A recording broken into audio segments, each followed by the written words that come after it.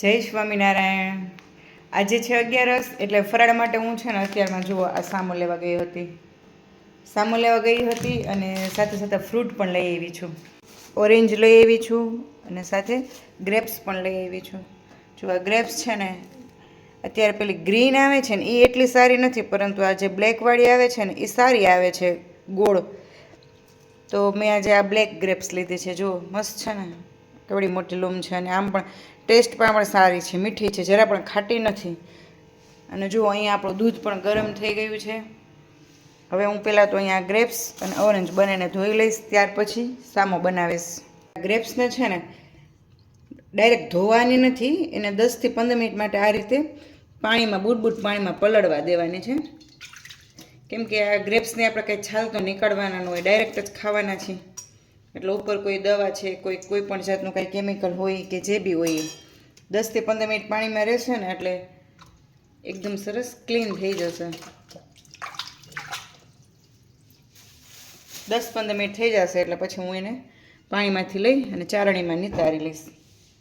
એક ગાજર અને દૂધીને છાલ નીકાળીને આ રીતે લઈ લીધી છે। આ બધું આમાં છીણી લઈશ, દૂધી છીણી લઉં। જો મને છે ને આ લાઇટનો પ્રકાશ સામે જ આવે છે, મારે લાઇટનું કંઈક કરવું પડશે।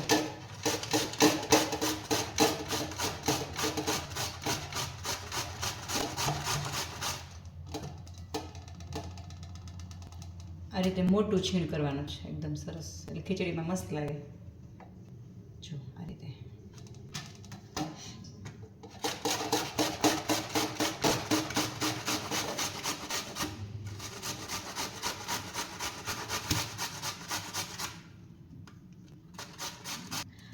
આ જે ખીચડી બનાવું છું ને એમાં હું બટેટું નથી નાખવાની, દૂધી વધારે નાખીશ। આ ગાજર છે, તીખી લીલી મરચી, દેશી ટમેટું એડ કરીશ અને કેપ્સિકમ પણ એડ કરી શકાય, પરંતુ હું કેપ્સિકમ નહીં, ફક્ત આજે દૂધી, ગાજર, ટમેટું, આદુ મરચી એટલું નાખીને બનાવીશ, મસ્ત તીખી। અને લીંબુ પણ નાખી શકાય, પરંતુ હું છે ને દેશી ટમેટું નાખવાનું છું। જો આવું એકદમ ખાટું ખાટું ઘરની વાળીનું, એટલે આ ટમેટું ખાટું હોય ને એટલે લીંબુ ન નાખવું પડે। ખટાશને જો તમારે ગળ્યા સાથે જોતી હોય તો સાકર એડ કરે, નહીં તો ખાલી આ રીતે ટમેટાવાળી ખાટી પણ ખાઈ શકો, અને ખટાશ લાગે તો થોડી સાકર એડ કરી શકે। ચાલો જો દૂધી બધી ખમણાઈ ગઈ છે, ગાજરને હું અહીંયા છીણી લઈશ। દૂધી, ગાજર, બટેટું કાંઈ પણ જે નાખો ને આ રીતે છીણીને નાખીએ ને તો એનો શું ફાયદો છે ખબર છે? આ જે સામો હોય ને એકદમ ઝીણો હોય, તો સામા સાથે આ જે છીણેલું હોય ને બધું વેજીટેબલ મસ્ત એકદમ મિક્સ થઈ જાય। જો આપણે કટિંગ કરીને નાખીએ ને તો સામો ઝીણો પડે, અને આ કટિંગ આનું આપણે સાવ નાનું કરીએ તો ઠીક છે, નહીં તો જો મોટું કટિંગ કરીએ તો મજા ન આવે। આ છીણ છે તે એકદમ સરસ સામા સાથે મિક્સ થઈ જાય, મજા આવે, એકરસ થઈ જાય ખીચડી। જો આપણે ગાજર છીણાઈ ગયું છે અને આ રીતે જે પેલો વચ્ચેનો ધાધર કહેવાય ને એ ભાગ મેં નીકાળી દીધો છે। કેવું મસ્ત છીણાઈ ગયું છે। ગાજર ને દૂધી, બટેટું નાખવું હોય તો નાખી શકાય, પરંતુ મેં દૂધી વધારે નાખી છે, મારે બટેટું નથી નાખવું। હેલ્ધી બનાવે છે, હેલ્ધી ખીચડી।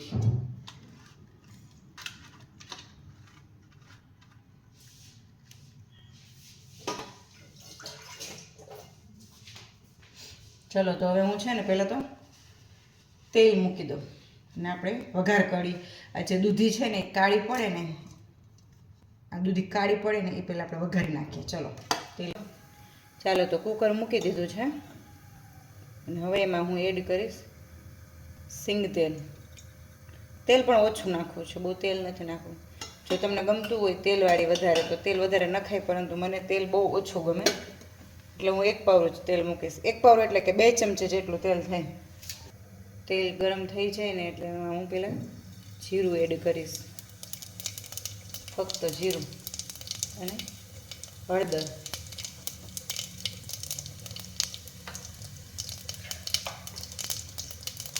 લીમડાના પાન, ત્યારબાદ ડાયરેક્ટ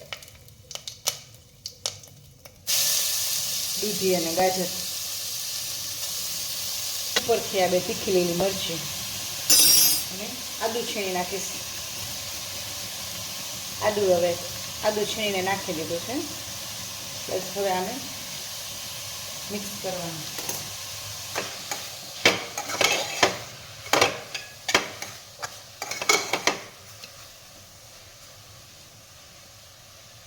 એકાદ મિનિટ માટે આ બંનેને આપણે સાંકળી લેવાનું છે. તેલમાં આ રીતે રહેવા દેવાનું છે, ખુલ્લામાં હલાવતું રહેવાનું. એટલે ત્યારબાદ એમાં ટમેટા એડ કરશું.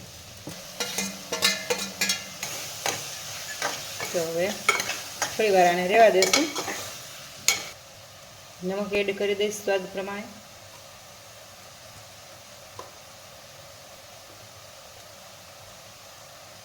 ધાણા જીરું,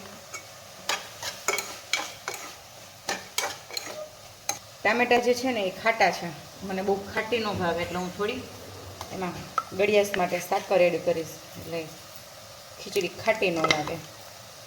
આ મસ્ત ખાટી મીઠી લાગે અને તીખી પણ થશે. જે મરચી બે નાખી છે ને એ મરચી એકદમ તીખી છે.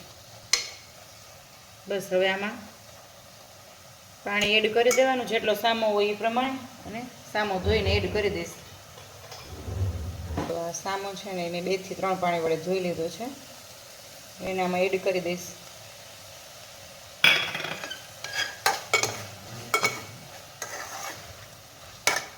હવે પાણી એડ કરીશ.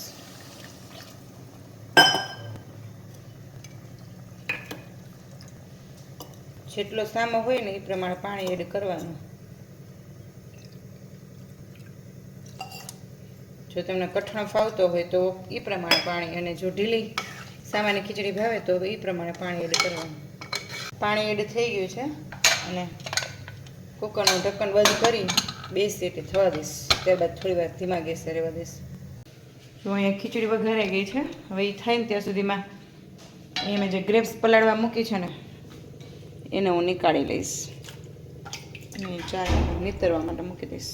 મસ્ત નીતરી જશે.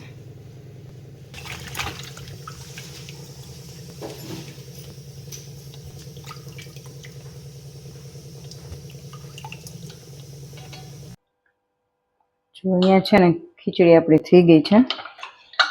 હવે હવા કાઢીને ચેક કરી જો કેટલી ઢીલી છે.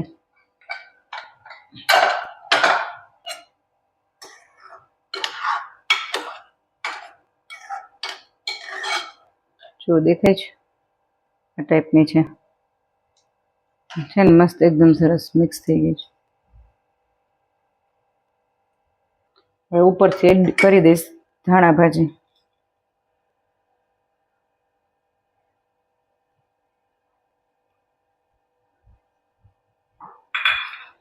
અહીંયા આપણી ખીચડી છે તૈયાર.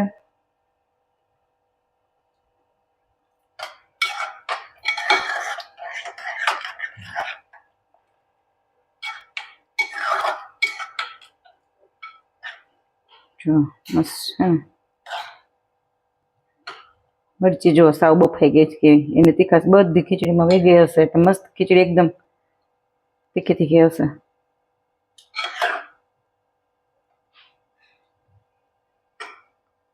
ચલો તો હવે આપણી ખીચડી છે અહીંયા તૈયાર, અને ફરાળની પ્લેટ તૈયાર કરી લઈ. જો અહીંયા ગરમ ગરમ મસ્ત ખીચડી પ્લેટમાં લઈ લીધી છે, સાથે દહીં. આજે ફરાળમાં હું લેવાની છું ફક્ત ખીચડી અને સાથે દહીં. તમે 11 ના આજે ફરાળમાં શું કર્યું જરૂરથી જણાવજો.